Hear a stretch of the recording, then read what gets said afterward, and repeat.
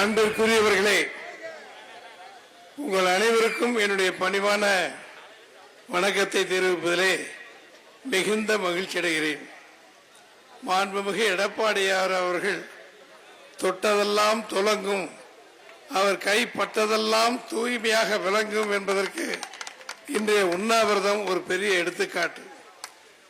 நம்முடைய பிரபலைக்கல்லுடைய ஒட்டுமொத்த சங்கத்திலே சேர்ந்த ஒரு தம்பி தியாகராஜன் என்பவர் என்னிடம் வந்து, நான் ஏற்கனவே மாண்புமிகு செல்லூர் ராஜ் அவர்களையும் மாண்புமிகு உதயகுமார் அவர்களையும் மாண்புமிகு திரு நம்ம ராஜன் செல்லப்பா அவர்களையும் பார்த்திருக்கிறேன்.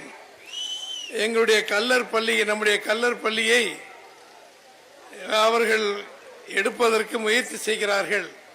எத்தனையோ முயற்சி செய்து எத்தனையோ போராட்டம் செய்து பார்த்தோம். ஆனால் மாண்புமிகு எடப்பாடியார் அவர்கள் ஒரு அறிக்கை கொடுத்தார்கள் என்றால்தான் நம்முடைய பிரச்சனை தீரும். எனவே அதற்குள்ள வழிகளை நீங்கள் காண வேண்டும் என்று சொன்னார்கள்.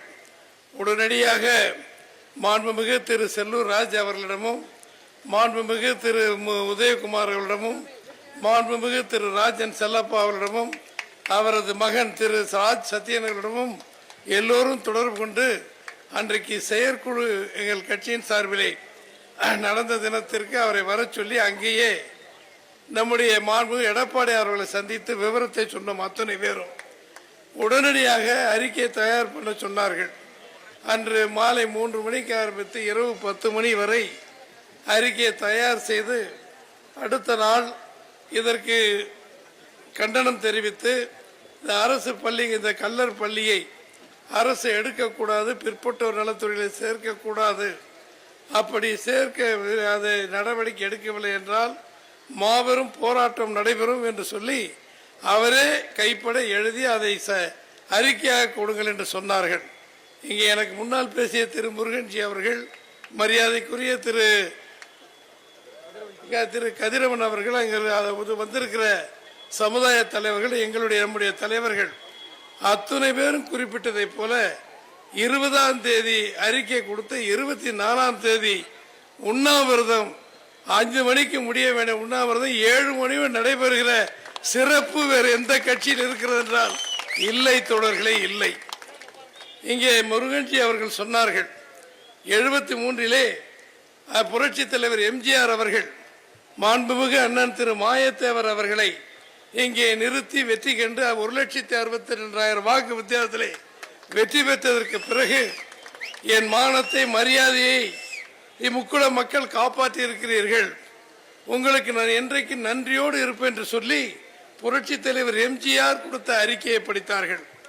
அதற்கு பதிலாக அன்றைய தினம் முதலமைச்சராக இருந்த திரு கருணாநிதி அவர்கள் கொடுத்த அறிக்கையும் இங்கே படித்தார்கள். 52 வருடமாகிறது, சரித்திரம் திரும்புகிறது. அன்றைக்கு உடனிருந்த எங்களை போன்றவர்களுக்கு புல்லரிக்க வைத்து விட்டார்கள். சகோதரர்களே, அந்த செய்தியை மாண்புமிகு நம்முடைய நத்தம் விஸ்வநாதன் அவர்கள் இங்கே சொன்னார்கள். அவருக்கு கருணாநிதி அவர்களுக்கு அண்ணா திமுக கழகத்தில் காழ்ப்புணர்ச்சி ஏற்பட்டது 73ஆம் தேதி. என்றைக்கு புரட்சி தலைவர் எம்ஜிஆர் அவர்கள் வெற்றி பெற்றார்களோ, அவருடைய வேட்பாளர் மாயத்தேவர் வெற்றி பெற்றார்களோ, அந்த வெற்றி என்றைக்கு பெற்றார்களோ அன்றிலிருந்து இந்த முக்குள மக்களை, குறிப்பாக பிரமலை கல்லர் மக்களை அவருடைய எதிரியாக புரட்சி தலைவர் எம்ஜிஆர் விட நம்முடைய மக்களை கருணாநிதி அவர்கள் வைத்திருக்கிறார் என்பதுதான் கடந்த கால வரலாறு. அதே வஞ்சனையோடு அந்த மகனுக்கு சொல்லியிருப்பார் போல தெரிகிறது. ஸ்டாலின், யாரை வேணாலும் விட்டுவிடு, இந்த பிரபலக்கல்லர் சமுதாயத்தை, முக்குளோர் சமுதாயத்தை எந்த காலத்தில் விட்டுவிடுறது எந்த நன்மையும் செய்யாது என்று சொல்லியிருப்பார் போல இருக்கிறது. அதனுடைய விளைவுதான் 40 சட்டம் விதிகள் படி நம்முடைய பிரபலக்கல்லர் விடுதிகளை அவர்கள் கவர்ந்திருப்பது. மிக அருமையாக மாண்புமிகு திரு நம்முடைய முருகன்ஜி அவர்களும் மாண்புமிகு திரு கதிரவன் அவர்களுக்கு கடலுக்கு ஒப்ப விட்டு முதலா, மோத்தா விட்டு முதலா, யார் விட்டு முதல் என்று நம்முடைய உசிலம்பட்டி கதிரவன் வேற, நம்முடைய மகேந்திரன் வேற கேட்டார். ஆக அவங்களுக்கு ஏற்பட்ட உணர்ச்சியின் அடிப்படையிலே இது கேட்டிருக்கிறார் சொன்ன, ஒரு பக்கம் சொத்தை களவாடுவதிலே வல்லவர்கள், ஆங்கிலேயர்கள். ஆனால் அதைவிட அதிகமாக இந்த கல்லர் காமன் ஃபண்டின் மூலமாக வந்திருக்கிற இந்த பள்ளியினுடைய சொத்துக்கள் அதிகமாக இருப்பது, ஒரே கல்லில் 2 மாங்கை அடிப்பதை போல சொத்துக்கள் ஒரு பக்கம் வருகிறது, இன்னொரு பக்கம் அந்த பிரபலக்கல்லர் மக்களுக்கு முக்குள மக்களுக்கு நாம் அநியாயம் செய்ய வேண்டும், அவர்களை பழி வாங்க வேண்டும் என்ற எண்ணத்தின் அடிப்படையில் தான் இது நடந்து கொண்டிருக்கிறது என்பதை தயவு செய்து நீங்கள் எண்ணி பார்க்க வேண்டும். உள்ளபடியே மாண்புமிகு எடப்பாடியார் அவர்கள் ஏற்கனவே பல முறை பல போராட்டங்களை போங்க மணி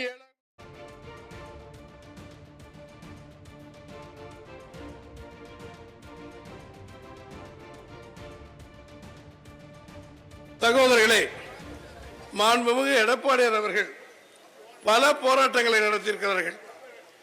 3 வருட காலமாக அவர் சட்டசபையிலே பேசுகின்ற பொழுது 520 வாக்குறுதிகள் கொடுத்தீர்கள், அதை என்ன செய்திருக்கிறீர்கள், எதை நிறைவேற்றீர்கள் என்று கேள்விகளை கேட்டுக்கொண்டே வந்தார்கள். எந்த கூட்டத்திலும் எந்த நிருபர்களை சந்தித்தாலும் இதே கேள்வியைத்தான் மாண்புமிகு எடப்பாடி அவர்கள் கேட்டு வந்தார்கள். அதனுடைய விளைவு 3 வருடத்திற்கு பிறகு 1000 ரூபாயை கொடுக்க என்று சொன்னவர்கள் கொடுத்திருக்கிறார்கள். அதே போலவே இன்றைக்கு சில சலுகைகளை செய்திருக்கிறார்கள். நாங்கள் செயற்குழுவில் பேசுகின்ற பொழுது மாண்புமிகு எடப்பாடி அவர்களை சொன்னேன், நீங்க தயவு செஞ்சு இனிமேல் அவனுங்களை குற்றம் சொல்லாதீங்க, அப்படியே விட்டுருங்க, எல்லா குற்றத்தையும் தேர்தலில் வச்சுக்குவோம். இது 520 அறிக்கை வாக்குறுதி கொடுத்தீங்க, இது செய்யல, இதெல்லாம் நீங்க பார்த்துங்க, நாங்க வந்தா செய்வோம் அப்படிங்கறத நம்ம சொல்லிக்கலாம். ஏன்னா நீங்க என்ன சொல்வீங்கன்னு அவங்களுடைய புலனாய்வுத்துறை ரகசிய போலீஸ் எடுத்துக்கொண்டு போய் அடுத்த நாளே கொடுத்து உடனே நிறைவேற்றுங்கன்றாங்க. நம்ம குற்றங்களை கண்டுபிடிப்பதிலே தாமதமாகி விடுகிறது சொன்னோம். எல்லோரும் சிரித்து ஆமோதித்திருக்கிறார்கள். ஆனால் இன்று கொடுத்த அறிக்கை, மாண்புமிகு எடப்பாடியார் குறித்த அறிக்கை, எல்லோரும் பேசியதை போல பிரமலைக்கல்லர் சமுதாயத்திற்கு, முக்குள சமுதாயத்திற்கு மாபெரும் வெற்றியை இந்த அறிக்கையின் மூலமாக நாம் பெற்றிருக்கிறோம்.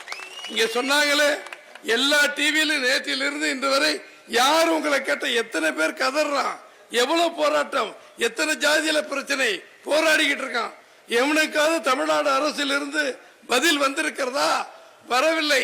அடுத்த முதலமைச்சர் எடப்பாடி கொடுக்க அறிக்கைக்கு இன்று மாபெரும் வெற்றி கிடைத்துக் கொண்டிருக்கிறது என்று சொன்னால், நேற்றைக்கும் இன்றைக்குமே அறிக்கை கொடுத்த 3வது நாளிலே மாபெரும் வெற்றியை பெற்றிருக்கிற கட்சி அனைத்து இந்திய அண்ணா திமுக கழகம், மாபெரும் தலைவர் நம்முடைய மாண்புமிகு எடப்பாடியார் அவர்கள். சகோதரர்களே, இன்றைக்கு எங்கு பார்த்தாலும் ஊடகங்கள், எங்கு பார்த்தாலும் பத்திரிகைகள், கட்சி 3ஆக போய்விட்டது, 4ஆக போய்விட்டது, உங்களிடம் யார் கூட்டணி வருவது என்றெல்லாம் கேட்டுக்கொண்டிருக்கிறார்கள் சொன்னார்கள். நீங்கள் தயவு செய்து குறித்துக் கொள்ளுங்கள். இன்றைக்கு 3வது கட்சியாக, 3வது கூட்டணியாகத்தான் அண்ணா திமுக கழகம் வரும் என்று சிலர் பிதற்றிக் கொண்டிருக்கிறார்கள். நம் தோளில் ஏறி நம் காதை கடிப்பதை போல அண்ணா திமுக கழகத்தின் தோழமையில் இருந்து ஆட்சியை எம்பிக்களை பிடித்து அதன் மூலம் அவர்கள் சிறந்த ஆட்சியை நிர்வகிக்கலாம் என்று சொல்லியிருந்தார்கள். எடப்பாடியார் அவர்களும் நாங்களும் சொன்னோம், அடுத்த பிரதமர் நரேந்திர மோடி, மாற்று கருத்து இல்லை. ஆனால் அவர்கள் தரப்பில் இருந்தவர்கள் அடுத்த முதலமைச்சர் அவருடைய கட்சியை சேர்ந்த ஒருவர் என்று சொல்லுகின்ற பொழுது நாங்க என்ன இழிச்சவாயனா? என்னையா குட்ட குட்ட குடிபவன் முட்டாள், குனிய குனிய குட்டு போவனும் முட்டாள். அதை உணர்த்துவதற்காகத்தான் புரட்சி தலைவர் எம்ஜிஆர், புரட்சி தலைவர் அம்மாவை போல வேகமாக எழுந்து பிஜேபியில் மேல் கூட்டணி இல்லை என்று சொன்ன ஆண்மை உள்ள ஒரு அரசியல்வாதி மாண்புமிகு எடப்பாடியார் அவர்கள்.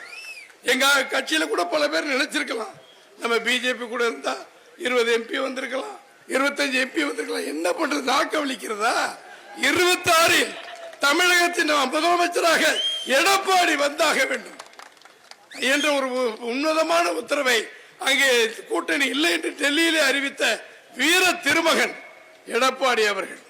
இன்னைக்கு அவர் சொல்றாரு, உடனே பயந்துகிட்டு அமைச்சர்கள், தமிழ்நாடு அரசு கல்வி அமைச்சர் மாறி மாறி அறிக்கை கொடுக்கிறாங்க. எல்லா பேப்பரும் வருது என்று சொன்னால் என்ன? அடுத்த மக்கள் தலைவன், மக்களால் ஏற்றுக்கொள்ள போகிற தலைவன் முதலமைச்சர் எடப்பாடி என்பதனால் தான் இது வெற்றி. இது நம்ம அத்தனை பேர் கிடைக்கிற வெற்றி.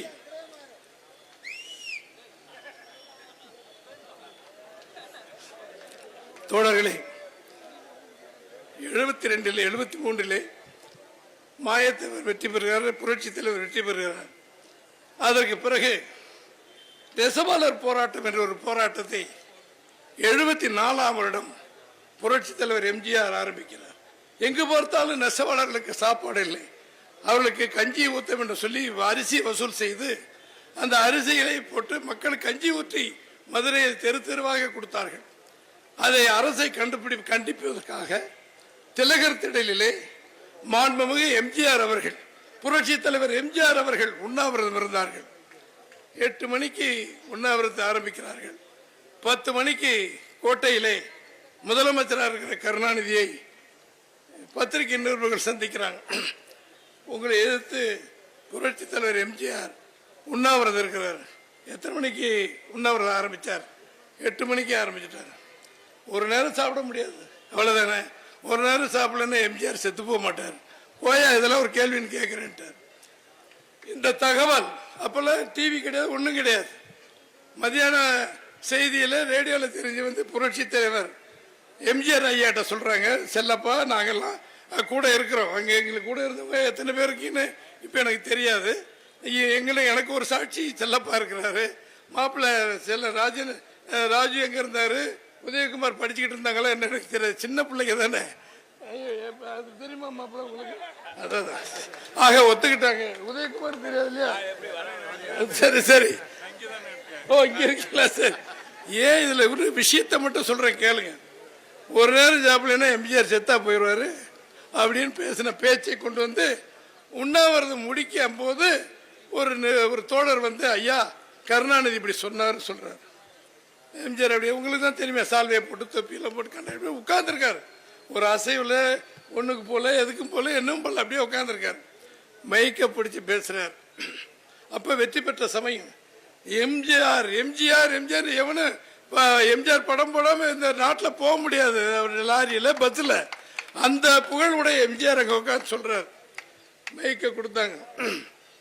இன்றைய தினம் தமிழ்நாடு முதலமைச்சர் திரு கருணாநிதி அவர்கள் உண்ணாவிரதத்தை கேலி செய்து ஒரு நேரம் சாப்பிடவில்லை என்றால் எம்ஜிஆர் செத்தா விடுவான் என்று பேசியிருக்கிறார். சகோதரர்களே, பலதை செஞ்சதை சொல்லக்கூடாது, ஆனாலும் ஒரு வழி இல்லை. சில உண்மைகளை ரகசியங்களை உங்களிடம் நான் சொல்லுகிறேன் அப்படின்னு சொன்னார். எல்லாரும் பின் ஆஃப் சைலன்ஸ், அமைதியாக இருக்கணும். 10,000 1,00,000 பேர் கூட்டம் எம்ஜிஆருக்கு உண்ணாவிரதம் அவே அழுதுகிட்டு இருக்கான் உட்காந்து. அந்த ஞாயிற்றுக்கிழமையா என்னன்னு தெரியல மாப்பிள்ள, 50 வருஷம் ஆச்சு. இப்போ கேட்குறேன், ஞாயிற்றுக்கிழமை சந்தைங்கிறார் செல்லூர் ராஜ். அதான் கேளுங்க. அந்த சூழ்நிலையில் சொல்றார், நான் கோயம்புத்தூர் பச்சிராசா ஸ்டுடியோவில் நடிகராக நடித்து கொண்டிருந்தேன். அந்த திரைப்படத்திற்கு நான் சிபாரிசு செய்து கதை வசனம் கருணாநிதி எழுத சொல்லியிருந்தேன். அப்போ மத்தியானம் 1 மணி ஆகும், 2 மணி ஆகும். எனக்கு சாப்பாடு வரும் என் டிஃபன் கேரியரில். அது வந்ததுக்கு பின்னால் நான் சாப்பிட்டு மறுபடியும் அனுப்ப 2:30 மணிக்கு மேலே ஆயிரும். அந்த டிஃபன் கேரியர் வெளியே போகுது, எங்கே போகுதுன்னு கேட்டால் எப்போ டிஃபன் கேரியர் வெளியே வரணும்னு கருணாநிதி காத்துக்கிட்டு உட்காந்துருக்காருங்க. அப்படி சாப்பிட்றாருன்னா எனக்கு அப்போ தான் தெரியும், நான் வச்ச சாப்பாடை சாப்பிட்றேன். ஏப்பா கருணாநிதி சொன்னால் என் கூட உட்காந்து சாப்பிட்ருக்கலாமே நான் சொன்னேன். இல்லைங்க உங்களுக்கு எவ்வளோ வருது தெரியல என்ன நினச்சேன்னு. என்ன ரகசியம் என்னன்னா, எம்ஜிஆருக்கு வருகிற புரட்சி தலைவருக்கு வருகிற சாப்பாட்டை மீறி வைத்து சாப்பிட்ட ஒரு பிறவி கருணாநிதி அவர்கள். இன்னைக்கு அவர் முதலமைச்சர். யாரால முதலமைச்சர்? புரட்சி தலைவர் அறிஞர் அண்ணா அவர்கள் 69 இறக்கிறார். இறந்ததற்கு பிறகு அடுத்த முதலமைச்சர் யார் என்று பார்க்கிறார்கள். எல்லோரும் சொல்றாங்க நடமாடும் பல்கலைக்கழகம் டாக்டர் நாவலர் நெடுஞ்செழியன் சொல்றாங்க. எல்லாரும் எதிர்பார்க்கிறாங்க. அதிகாலை 5 மணிக்கு எழுந்து உடற்பயிற்சி செய்கின்ற பழக்கம் புரட்சி தலைவர் எம்ஜிஆருக்கு உண்டு. கருணாநிதி அவருடைய கார் அங்கே போகிறது. கருணாநிதி அவர்கள் வந்திருக்கிறார் சொல்றாங்க. அப்போ எம்ஜிஆர் அவர்கள் நோய்வாய்ப்பட்டு அமெரிக்காவுக்கு போயிட்டு வந்து சிகிச்சை, அதை குண்டு அடிப்பட்டு எம்.ஆர். ராதா சுட்ட குண்டு அடிப்பட்டு அவர் படுத்திருக்கிறார். மரியாதை நிமித்தமாக வர சொல்லுங்க பார்க்கல. காலை பிடிச்சிட்டு விடலையா எம்ஜிஆர். நீங்க தான் எல்லா எம்எல்ஏக்கு சொல்லணும், எல்லாரும் நாவலர் முதலமைச்சர் ஆக்குறேன்னு சொல்றாங்க, அதனால நீங்க சொன்னீங்கன்னா எல்லாரும் எனக்கு ஓட்டு போட்டுருவாங்கன்னு. இல்லைப்பா அவர் நல்ல மனுஷன், அவரே வரட்டும், ஆட்சிக்கு நல்லது போதுன்னு சொல்லி எல்லாம் இருக்கும் அப்படின்லாம் சொல்லியிருக்காரு. இல்லை நீங்கள் தான் முதலமைச்சராகன்னு சொல்லிவிட்டதுக்கு ஒரு மனசு அவர் தேத்திக்கிட்டு எல்லாருக்கும் வர சொல்லி எம்எல்ஏக்கெல்லாம் வர சொல்லி இருக்கட்டுப்பா பார்த்துக்கலான்னு சொன்னார். அவரும் முதலமைச்சராகிறார். ஆக திரு ஸ்டாலின் அவர்கள் இதை புரிந்து கொள்ள வேண்டும். இன்றைக்கு முதலமைச்சராக இருக்கிற முத்துவேல் கருணாநிதி மகன் ஸ்டாலின் அவர்கள் இதை புரிந்து கொள்ள, அவங்க அப்பன் புரட்சி தலைவர் எம்ஜிஆர் காலில் விழுந்து வாங்கிய பதவி அந்த முதலமைச்சர் பதவி. நேரடியாக வெற்றி பெற்று எம்எல்ஏக்கள் ஆதரவுடன் அவர் ஜெயிக்கவில்லை. எம்ஜிஆர் போட்ட பிச்சை அது. விளையாட்டில்லை தோழர்களே, தர்மத்தின் வாழ்வதனை சூத கவ்வும், தர்மம் வெல்லும் என்பது புரட்சி தலைவர் காலத்து சரித்திரம். 80 நாடாளுமன்ற தேர்தல் வருகிறது. நாடாளுமன்ற தேர்தலில் இந்திரா காந்தி அம்மையாரும் கருணாநிதி கூட்டணி, அவர் 2 பேரும் நாடாளுமன்ற தேர்தலிலே அவங்க கூட்டணியில் வெற்றி பெறுது. நம்முடைய தலைவர் மொரார்ஜி தேசாய் ஆதரிக்கிறார். 2 இடங்களில் வெற்றி பெறுகிறார்கள். உடனடி கோபி ஏதாவது சொல்லுங்க, அவங்களுக்கு தெரிஞ்சது ஒன்றும் தப்பு இல்லை. கோபி சிவகாசி 2 இடம் உண்மை 2 தான். 50 வருஷத்துக்கு முன்னால கதை தம்பி, திடீர்னு சொல்ல வேண்டிய இடம் இது. அதனால சொல்றேன், வெற்றி பெறாங்க. உடனே கருணாநிதி இனிமேல் எம்ஜிஆருக்கு மரியாதை கிடையாது, இப்போ முதலமைச்சர் எம்ஜிஆர், அதனால நீங்க ஆட்சியை கலைச்சிட்டீங்கன்னா நம்ம 2 பேர் கூட்டணி, நீங்க 117 நான் 117 214, நான் முதலமைச்சராக இருந்துக்கிறேன், நீங்க யாரும் சொல்றீங்களா மந்திரியா இருந்துங்க, ஏதோ ஒப்பந்தம் போட்டதுமே அவர் பேச்சை கேட்டு இந்திரா காந்தி அம்மா புரட்சி தலைவர் ஆட்சியை கலைச்சிட்டார். 3 மாதம் கழிச்சு தேர்தல் வருது தலைவரே. இதே செக்கானூரணி, உசிலம்பட்டி, தேவர் திடல், திருமங்கலம், தமிழ்நாட்டின் அத்தனை இடங்களில் சென்று வெள்ளை வேனில் நின்று வெள்ளை குள்ளாயை போட்டு கருப்பு கண்ணாடியை போட்டு மயக்க பிடிச்சி மேலே நிற்கிறார். எல்லா இடங்களையும் சுற்றி பார்த்தவன். நான் அதுக்கு கேட்குறேன், இந்த எம்ஜி ராமச்சந்திரன் லஞ்சம் வாங்கியிருப்பான்னு நினைக்கிறீங்களா? நான் கெட்டவன் நினைக்கிறீங்களா? நான் நல்லவன் நினைச்சா எனக்கு ஓட்டு போடுங்க, கெட்டவன் நினைச்சா கருணாநிதிக்கு ஓட்டு போடுங்க. நன்றி வணக்கம், பறக்குது வண்டி. அவ்வளவுதான். 3 செகண்ட் 5 நிமிஷம் பார்த்தா 134 இடத்துல வெற்றி பெற்ற எம்ஜிஆர் 80 154 164 இடத்துல மறுபடியும் மீண்டும் பிடிச்ச ஆட்சியை பிடிக்கிறார். எம்ஜிஆர் இருக்கின்ற வரை கருணாநிதியால் இந்த நாட்டினுடைய முதலமைச்சராக வர முடியவில்லை.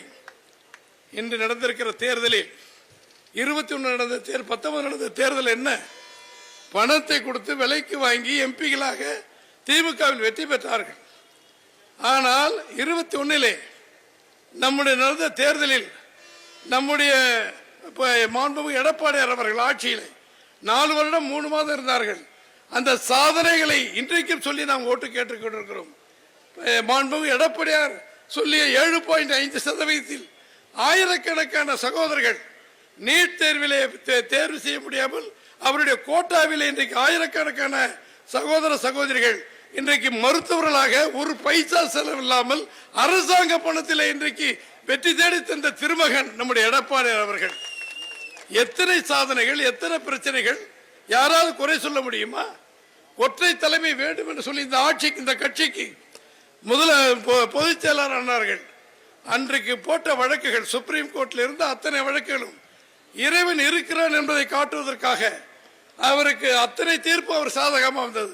இரட்டை இலை எடப்பாடிக்கு சொந்தம், அதிமுக அலுவலகம் எடப்பாடிக்கு சொந்தம், அதிமுக கட்சி அவருக்கு சொந்தம். பொதுச் செயலாளர் என்ற முறையிலே அவர் அனைத்து பணிகளையும் புரட்சி தலைவர் எம்ஜிஆரை போல, புரட்சி தலைவர் அம்மாவை போல பார்க்கலாம், எல்லாம் நடத்தலாம் என்று தீர்ப்பு வந்ததற்கு பிறகு நம்முடைய துரோகிகள் இன்றைக்கும் அழிப்பதற்கு, ஒழிப்பதற்கு திட்டம் தீட்டிக் கொண்டிருக்கிறார்கள். அது நிச்சயமாக நடக்காது. புரட்சி தலைவர் எம்ஜிஆர் ஆன்மாவும் அம்மாவோட ஆன்மாவும் இறைவன் உருவத்திலே இன்றைக்கு எடப்பாடியை சந்தித்துக் கொண்டிருக்கிறது. அதுதான் ஆட்சி சிறப்பாக நடந்து கொண்டிருக்கிறது. எங்கள் செயற்குழு, பொதுக்குழு, ஆட்சி கட்சியின் அத்தனை கூட்டங்களிலுமே நாங்கள் சொல்லுகிறோம், இருக்கிற ஒரு ஒன்றிய செயலாளர், அவர் தேர்ந்தெடுக்கிற மாவட்ட செயலாளர், அவர் தேர்ந்தெடுக்கிற தலைமைச் செயலாளர், அவர் தேர்ந்தெடுக்கிற பொதுச் செயலாளர், அத்தனை பேர் ஒன்றாக சேர்ந்து 100க்கு 100 இந்த தமிழ்நாட்டில் அனைத்து இந்திய அண்ணா திமுக கழகத்திலே பொதுச் செயலாளராக எடப்பாடி வர வேண்டும் என்று நாங்கள் தீர்மானம் போட்டு கொடுத்து இன்றைக்கு வென்றிருக்கிறது. இதற்கு பிறகும் பணத்தை வைத்து நம்முடைய ஆட்சியை அழித்து விடலாம், ஒழித்து விடலாம் என்று திட்டமிட்டிருக்கிறார்கள். இந்த நேரத்திலே தான் அவருடைய அப்பாவுக்கு நாணயத்தை கொடுப்பதற்கு அங்கே மோடி அரசாங்கம் சென்று ராணுவ அமைச்சர் ராஜ்நாத் சிங்கை வைத்து அவர் விழா நடத்துகிறார். நம்முடைய எடப்பாடி அவர்கள் கேட்கிறார்கள், ஒரு பக்கம் பிஜேபி வேண்டாம் என்கிறீர்கள், அந்த நிதி கூட்டத்திற்கு போக மாட்டேங்கிறீங்க, அவங்களுக்கு நமக்கு சதி செய்கிறார்கள் என்று. ஆனால் இன்னொரு பக்கம் அப்பாவுக்கு நாணயம் வெளியிட வேண்டும் என்று சொல்லி அவர் அழைக்கிறீர்கள். நீங்கள் அந்த பிஜேபியோடு ஒட்டி உருவாடி கொண்டிருக்கிறீர்கள் என்பதற்கு இதை விட வேறு சாட்சி தேவையே இல்லை. ரகசியமாக வேண்டாம், பகிரங்கமாகவே பிஜேபியோட சேர்ந்து கொள்ளுங்கள் என்று சொன்னால் அவர் பேசுகிறார், பதில் சொல்கிறார். பழனிசாமிக்கு ஒன்றுமே புரியவில்லை. ஒரு மத்திய அரசாங்கம் நடத்துகிறதெல்லாம் நாங்கள் என்ன செய்ய முடியும், அவருக்கு மூளையே இல்லை, நான் எங்க என்ன செய்வது அப்படின்னு அருமையான பதிலை எடப்பாடி சொல்கிறார். நான் சொல்லியது சத்தியத்திலும் சத்தியம். மத்திய அரசாங்கம் தான் நாணயத்தை வெளியிடுகிறது. அதை நாங்கள் புரட்சித் தலைவருடைய எம்ஜிஆருடைய நாணயம் வெளியிடுகின்ற பொழுது அண்ணா திமுக கழகத்தினுடைய நாங்கள் அமைச்சர்கள் நான் இருந்து அதை நடத்தினேன், யாரையும் கூப்பிடவில்லை. ஆனால் இன்றைக்கு காங்கிரஸ் கூட்டத்தில் இருக்கிற நீங்கள் சோனியா காந்தி அம்மையார், ராகுல் காந்தியை ஏன் கூப்பிடவில்லை என்று சொன்னால் மத்திய அரசாங்கம் நடக்கிற கூட்டத்தை நான் என்ன செய்வது? அடுத்த நாள் காலையில் அதை பார்த்துவிட்டு முருகன் என்கிற நம்முடைய மத்திய இணையமைச்சர் சொல்கிறார், அது முழுக்க முழுக்க தமிழ்நாடு அரசு நடத்திய நிகழ்ச்சி, மத்திய அரசாங்கத்திற்கு அதுக்கு சம்பந்தம் இல்லை என்று அவர் சொல்லுகிறார். ஏன் இதை சொல்லுகிறேன் என்று சொன்னால், இன்றைக்கு நாணயத்திலே திருப்பி திருப்பி பேசுபவர், இங்கே எனக்கு முன்னால் பேசியவர்கள் சொன்னாங்களே, செல்லூர் ராஜ் அவர்கள் மற்றவர்களாம் சொன்னாங்கல்ல, இது அந்த திட்டமே இல்லை. கல்லர் பள்ளியை நம்முடைய பிற்பட்டோர் வகுப்புகளை சேர்ப்பதில் திட்டமே இல்லை அப்படின்னா அது என்ன வேத வாக்கா? அது ஏசு பகவான் சொன்னதா? வேதம் எங்க பைபிள்ல இருந்து எழுதப்பட்டதா? இல்லை. ஆக நிறம் மாறுகிறவர்கள், நீங்கள் வார்த்தைக்கு உத்தரவாதம் தராதவர்கள். எனவேதான் இன்றைக்கு அறிக்கையை ராஜ் சத்யன் அவர்கள் இங்கே அருமை தம்பி நம்முடைய உதயகுமார் அவர்கள் சொல்லி இங்கே படித்தார்கள்.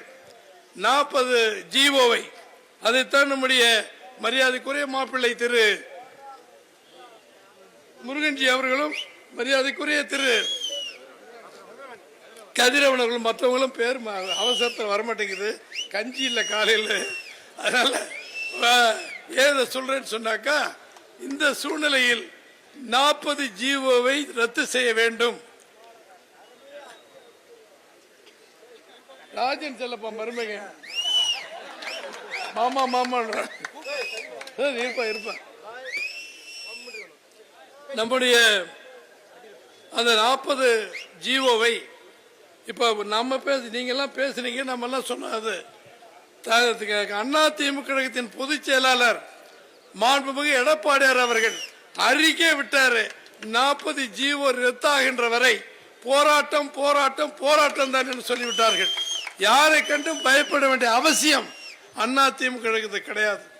தோழர்களை, ஒவ்வொரு பிரச்சனையை எடுத்து பேசினால் உண்மையிலே நேரமாகும்.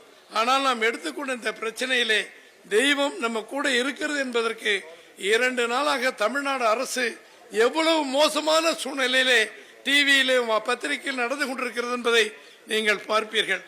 4 நாளிலே இந்த அதிசயத்தை அருமை தம்பி மரியாதைக்குரிய திரு உதயகுமார் அவர்களும், மரியாதைக்குரிய திரு ராஜன் செல்லப்பா அவருடைய புதல்வன் மரியாதைக்குரிய தம்பி ராஜ் சத்யன் அவர்களும், திரு செல்லூர் ராஜ் அவர்களும் அத்தனை பேர் இணைந்து இங்கே நம்முடைய தேனி மாவட்ட ஜக்கையன் அவர்கள், முருக்கோடை ராம் அவர்கள், இந்த பகுதியில் இருக்கின்ற நம்முடைய மாநகராட்சி தோழர்கள், ஒன்றிய செயலர் அத்தனை பேர் சேர்ந்து அவரவர் சத்துக்கு ஆட்களை கூட்டி வந்து அண்ணா திமுக பலத்தை கூட்டியிருக்கிறீர்கள்.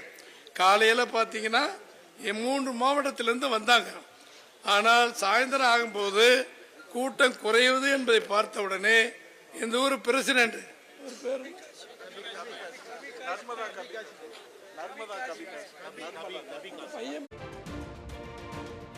கூப்பிட்டு ஏதோ பேசினார். பார்த்தா கொட்டை அடிச்சுக்கிட்டு மக்கள் திரளா வந்து எல்லாத்தையும் ஒப்பிக்கிட்டாங்க. ஒரு மக்களுடைய அணுகுமுறை, நீங்க தலைவன் எப்படி சிறப்பா இருக்குன்னு செய்யறதுக்கு எல்லாரும் பேசுறாங்களே, அது காலையில நடந்த கூட்டம் புளோட்டிங், ஃப்ளோட்டிங் பாப்புலேஷன் பழனி கோயிலுக்கு போயிரு, மாரியம் கோயில், மீனாட்சி கோயிலுக்கு போய்கிட்டு இருக்காங்க. சாயந்தரம் தலைவர்கள் பேசும்போது ஆள் இருக்குன்னு சொல்லி இந்த பகுதியில் இருக்கிற அத்தனை பேரையும் நம்முடைய பேரூராட்சி செயலாளர் காசிமாயன் அவர்கள் அழைத்து மக்களுடைய அத்தனை ஒத்துழைப்போடு உங்களை கூட்டமாக பார்த்து பேசுகின்ற சூழ்நிலையை உருவாக்கிய தம்பி உதயகுமார் அவர்களுக்கு எங்கள் அத்தனை பேர் சார்பிலே அனைத்து நன்றிகளையும் தெரிவிப்பதிலே பெரும் மகிழ்ச்சி அடைகிறேன். ஈன்ற பொழுதில் பெரிதுமுக்கும் தன் மகனை சான்றோன் என கேட்ட தாய் என்பாங்க. சான்றோன் என உறுதிப்படுத்திய தம்பிக்கு அண்ணன்கள் எல்லாம் வாழ்த்துக்கள். அதே போலவே அருமை தம்பி ராஜ் சத்யன், திரு ராஜன் செல்லப்பாவுடைய புதல்வன் அருமை தம்பி ராஜ் சத்யன் அவர்கள் வந்திருக்கிற பேப்பர் செய்திகள், விளம்பரங்கள், டிவியில் வந்திருக்கிற அத்தனை செய்திகளுக்கும் அவர்தான் பொறுப்பு. Soul proprietor. உங்க மக்களை அழைத்தது, மேடை போட்டது, மைக் போட்டது, உங்களெல்லாம் காண வைத்தது சோல் ப்ரொப்ரைட்டர் மரியாதைக்குரிய திருமங்கலத்தின் சொந்தக்காரர் உதயகுமார் அவர்கள். முதல்ல திருமங்கலத்தில் போடலன்னாரு, தள்ளி போகுதே தம்பின்னு. செகண்ட் உரியினர் 100% ஓகேன்னு வந்து நிறைச்சு. ஆனா காவல்துறைக்கு நன்றி சொல்லணும். எப்படின்னா நாங்க ரோட்ல தான் இடம் பார்த்துக்கிட்டு இருந்தோம். நம்ம எஸ்பி அவர்கள், இன்ஸ்பெக்டர், டிஎஸ்பி எல்லாம் சேர்ந்து இங்க வாங்கன்னு ஒதுக்கி விட்டாங்க. யாருக்கும் இடைஞ்சில்லாம நம்ம சக்தியை காட்டுவதற்கு இறைவன் நமக்கு காவல்துறை மூலமாக நல்ல சூழ்நிலை உருவாகி இருக்கிறது. தோழர்களே, இந்த ஒற்றுமை 26 தேர்தலிலே எடப்பாடியாரை முதலமைச்சராக்குகின்ற வரை ஓயக்கூடாது, ஒழியக்கூடாது.